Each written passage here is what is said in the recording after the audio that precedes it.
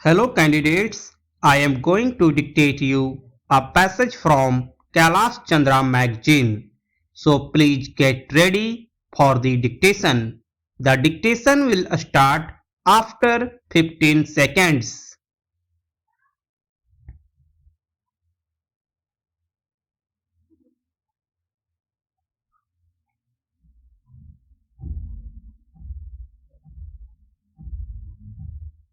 Then, sir, reference was made to some audit report. That is how the lady member started. She said that the defense ministry was not doing its job quite well. There was over provisioning, there were lapses, and so on and so forth. She also said that the money which could have been spent for very many beneficial projects was locked up in the defense estimates and was ultimately given back.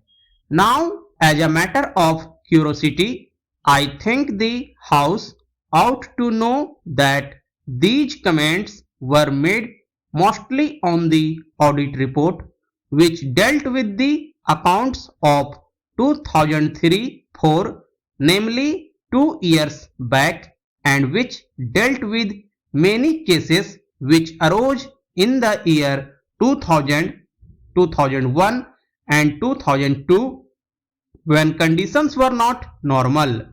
We were then just recovering from the effects of the Indo-Pak war, and these cases of over-provisioning came up before the audit. Now, these are the points which have been raised in this audit report. As you are aware, sir, there is a Public Accounts Committee whose main function is to go into the details of all these matters and to examine them.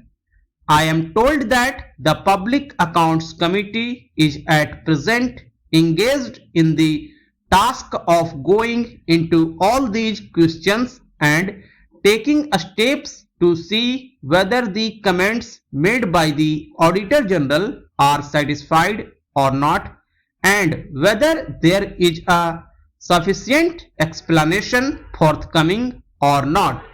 The Public Accounts Committee has also got to devise the steps so that those irregularities should not occur and there should be no over provisioning. I may say one thing in passing because it will rather be tedious for me to take the House through the merits of each particular thing in detail. Please remember that there is no question of over provisioning. Whenever an estimate is made, the Finance Ministry takes very great care to see that there is no over provisioning. Sometimes it is so happens that the money is not spent for certain reasons. For example, we may have got to pay rupees 5 crores for a certain equipment which may have been ordered from abroad and which may be due to be delivered in the financial year, that is to say in 2006-7. But when the dates of deliveries approach, the contractors or the suppliers may ask for a little extension of time, and the result is that instead of the goods being delivered by March 2007, they may be delivered in May 2007 or in July 2007. This may result in the money being held back. Now such things do happen, but that does not indicate any lapse on our party or any mistake on our part. Similarly, sometimes it happens like this. In the beginning, say in October 2005, we find that something is necessary, and we hope that the whole process of placing the contract and providing funds and everything else will be gone through and we will be able to get the deliveries by the end of the year. But negotiations take a lot of time. The contract is signed much later than we had imagined it could be signed, and the result is that the goods are not forthcoming by the end of the year and the money is held back. So that may occur, but that does not indicate any fault or any deliberate over provisioning on the part of the defense ministry. It would be stupid to do so. Why should we do so? There is no motive for that. My honorable friend referred particularly to one time of rupees 2 crores recoverable from the central ministries and the state governments. Now I went into all the details and I found that most of this money was under recovery from the central government and the state governments. It pertained to certain buildings and other premises which had been rented out to the state governments for rehabilitation purposes and some other purposes, but the rents had not been realized. This amount of rupees 2 crores represents the rents to be realized. Now I submit, sir, that the House should take this assurance from me that we are most anxious to prepare our estimates as accurately as possible, and on that basis the money estimated should be spent. In the defense ministry we have got a financial advisor who keeps a strict watch over these things.